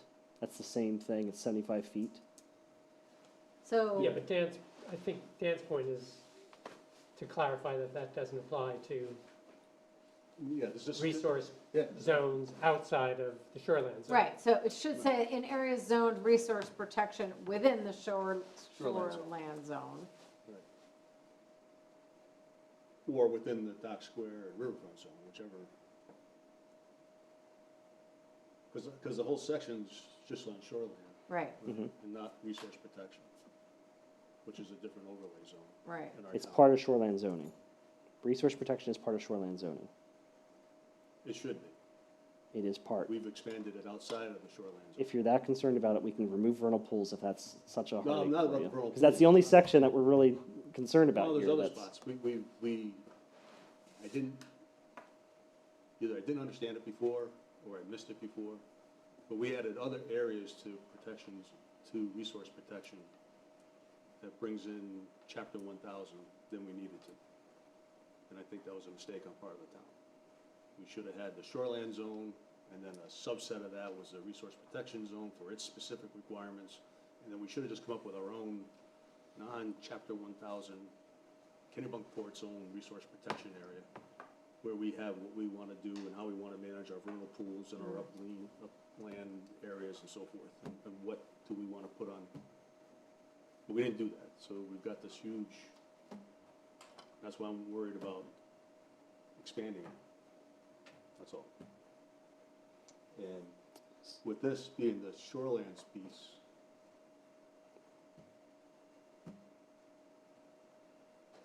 it's really, it's almost like the resource protection, a bit different.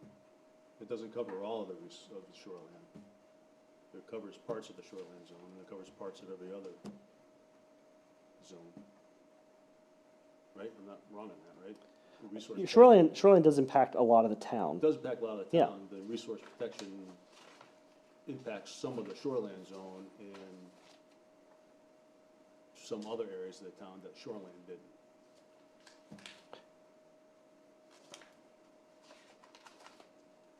I think it's best to try to, that's why I'm trying to separate out the stream protection yeah. district to explain, yes, shoreline zoning is an all-encompassing term, yes. Your resource protection district is more expansive than the state already because I said about the floodplain. Like, we've included that as part of resource We protection. didn't have to do that, but We didn't have to, but the town valued that that was an important protection. And, yeah, it passed, the that's- town value. yep, And it's, so the only thing that's changing here is the vernal pools that I'm changing to resource protection here. well, vernal pools, and we took some definitions away that were currently in. I don't know if they had impact on any of the properties either. For freshwater and forested woodlands, I mean, that's gonna change, whatever those. Yeah. They had, whatever those, I don't know how you figure those Yeah. out before, because I read that about 15 times. And Yeah, it was an old section for forested wetlands and freshwater wetlands.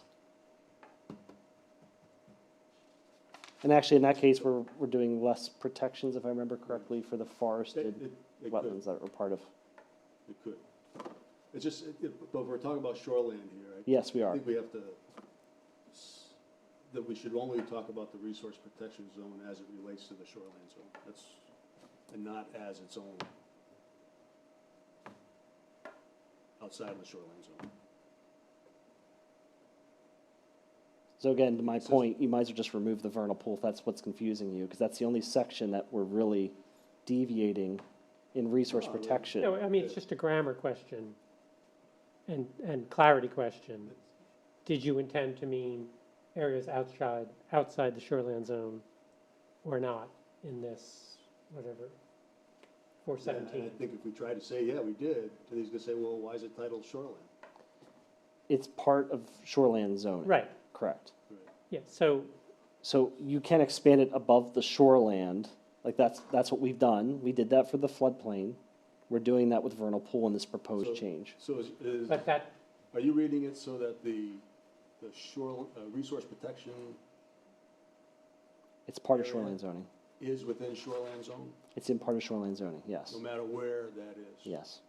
Okay, so you're reading it differently than I'm reading it. I don't know how you read it differently, but okay, that's, oh, I'm reading it as differently being too. More so than shoreline zone. so if we go up to the chapter 3, it defines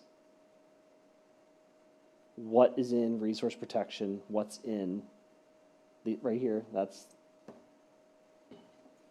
this is the areas that are in the resource protection zone, Right. which is part of shoreline zoning. Which you added vernal pool as the last We one. say Yes. right in here. Now go back, Go down, these are all the criteria, up. Where do you want Do you want to go to 3, that other page, just to show them the other criteria? So this is the criteria. Okay, but if you go to, The only thing we had was vernal pools. And if Go that's to- the heartache, I can get rid of that. That's, no, if we go to, no, I want to protect vernal pools. I just don't know if we need to use the power of the shoreline zone to do so in the resource protection zone. If you go to the article, the 2240.3.3, that's this, right? Where is, let's go down to resource protection, it says, I swear in, when I was, one of the ones I was reading, it listed the resource protection zone and then it identified areas that were within the shoreline zone. In other words, like A, B were outside, and then C, D, and E referenced within the shoreline zone. you mean the uses? Because there's the uses right here where it says uses permitted without a permit is in shoreline and resource protection, and then it broke it up. The shoreland and then resource protection for differing. But anyways, the way I'm reading is, I was seeing a shoreline zone that was, for all, let's just say it went up to the village parcel, Mm-hmm. right across the town, right? And then we added resource protection to cover those things within the shoreline zone that need to per this, the 1,000, and then we expanded it outside of that area. So I was envisioning the resource protection zone to be larger than the shoreline zone itself. It can be, yeah. We've done that. We've So gone there's two above. separate zones. Correct. But it's part of shoreline zoning, right? But as resource protection being its own zone and requirements above and beyond what shoreline zone, and covers greater areas than what shoreline zone covers in our town. So, per the law, it's a subset of shoreline zone. So my expectation would be, it's not gonna be more than 100% of what shoreline zone covers, right? It'll be Well, 30%. that's not the reality of the town of Kennebunkport right now. The way we wrote it, yes. Yes. And I don't want to expand it, and I would like to take some of it back and have a separate we got one that we're following the state requirements, and whatever addition we want to have take place within that shoreline zone and resource protection within that area. And then I'd like to have another one that's outside of the shoreline zone that we call the Kennebunkport Protective Environmental Protection Zone, whatever we want to call it, that has more stringency than general, but not so much that it's going to impact our other strategies in town. I don't know if we can get there. But if I had to start all over again, which is easy, just like when you're doing a house. Yes. A lot easier to knock it down and build over if you got the money, Yeah. but no. Just with the time and money to try to do all that, I don't know if we can do that. But that's the piece I'm worried about, because I'm worried that people will use 1,000 on every piece that we say is protected, resource protection. You know, developers, attorneys, whoever wants to file a grievance with the town of Kennebunkport. So, I was just gonna ask where, and I think when we printed this out, I think I may be missing something, so I apologize. But where in the shoreline zone definition is it that all resource protection areas are within that zone? I'm not making that connection. I didn't say that. I said it's your comprehensive, the shoreline zoning is the title, shoreline zoning, is part of that. But then you have these subsections of these different districts, right? so we chose, the state law talks about it being, state law talks about the protective district being within the shoreline district. Right, But it allows towns to, you know, add, and it suggests these different things you can add. In some cases, I think they probably even recommended it, but they're outside of what would definitely be qualified as shoreline zone. Because your definition for a shoreline zone is the land area located within 250 feet of the horizontal distance of the normal high water line of any great pond or river, within 250 feet of the horizontal distance from the upland edge of a coastal wetland, included all areas affected by tidal action, within 250 feet of the upland edge of a freshwater wetland, or within 75 feet of the horizontal distance of a stream, or 100-year floodplain adjacent to non-tidal ravine, emergency floodplain management ordinance maps, or the flood of record, or the absence of these by soil types and defined by their floodplain soils. And for purposes of this chapter, the entire dock, square, and riverfront zones as depicted in the official zoning map shall also be considered as shoreland general development districts. Yeah, then there's a part in there that has specific areas, right? Yep. And where they actually said, you know, below here, or up to this point, up to this point. Does that help you, Paul? Say what? Does that help? I'm still confused, Okay. because, Well, it's hitting the witching hour. yeah, Our next meeting, what did we decide for December? First and third? It Or is it was second, just a, 26th, and then December 3rd and 17th. December 3rd and 17th, okay. So Tuesday before Thanksgiving. I'm available. Is that still good for you guys? Yep. Is that still good with you guys? Yeah. Okay. We have work on Wednesday, so. say what? I just said we have work on Wednesday, so Oh, good. Tuesday night doesn't really make a Alright. difference.